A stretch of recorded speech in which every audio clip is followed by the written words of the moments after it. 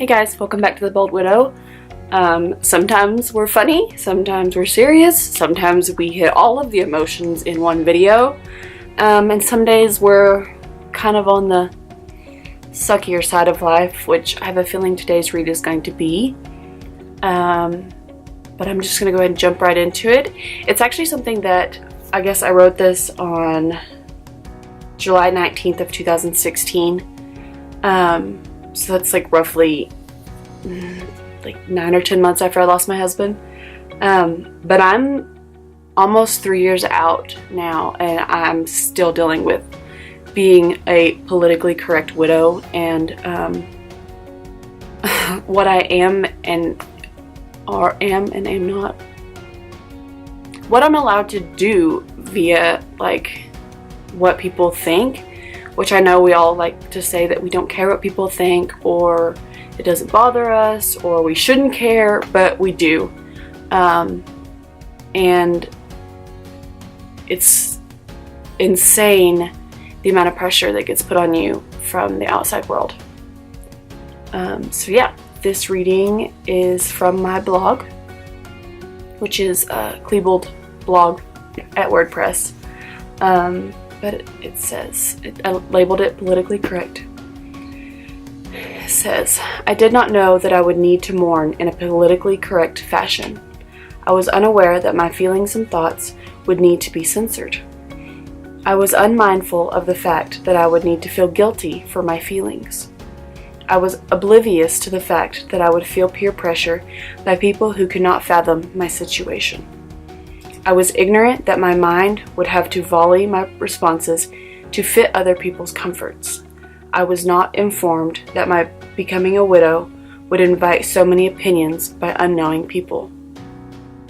I was blind to the fact that when my husband died and my daughter was taken, that my life would become available for others to puppeteer.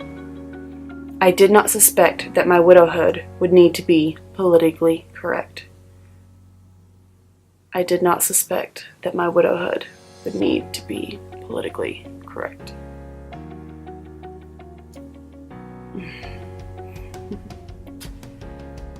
Yeah, that's still a fight. My own family will tell me, that I need to be over it, or people will tell me that I need to move on. People will tell me, I'm going to do a video later about like things that have been said to me about my widowdom and my life that they have absolutely no right to say. And I have friends who've lost children and they deal with the same things. And a lot of it comes from, I'm sure, a place of like sincere caring or discomfort, not knowing what to say, whatever it is. But honestly, like for me, like a hug goes further than anything. Like a hug, it might make me cry, but it doesn't hurt. It doesn't linger. It doesn't reside in my brain. It doesn't come up in my dreams. Like it just comforts and then it's gone. And that's kind of, I think, my advice for someone who knows someone who's going through something is, if you don't know the words or you're uncomfortable or something, even, which I could be stepping out of my own lines, but even if like they say they don't want to hug and embrace or like hold their arm, or just like a physical affirmation of like, I am here, like with you, goes so much further than the wrong words as far as helping in the healing process. They say, the power of life and death is in the tongue, and it is the words that we are told that really last forever. I was talking actually twice in the past week about moments that led up to me having an eating disorder, and I can remember the exact seat and the exact time and the exact person and the exact verbatim of what they said at all these different situations that I still wear every day. I still think about them. They still resonate in my brain. Whereas, had those things not been said, my life could have gone very differently. And it's the negative things that have caused a lot of hurt in my life, even though we try to not, put that power in others' hands. We do. It's kind of human nature, and there's some people who don't, and I'm green with envy for those people, but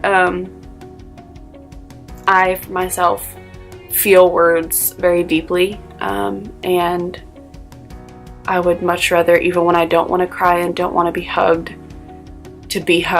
than for someone to say the wrong thing with good intentions and it to bring back my nightmares. So that's my word of wisdom. I love you guys, and I will see you soon. Bye.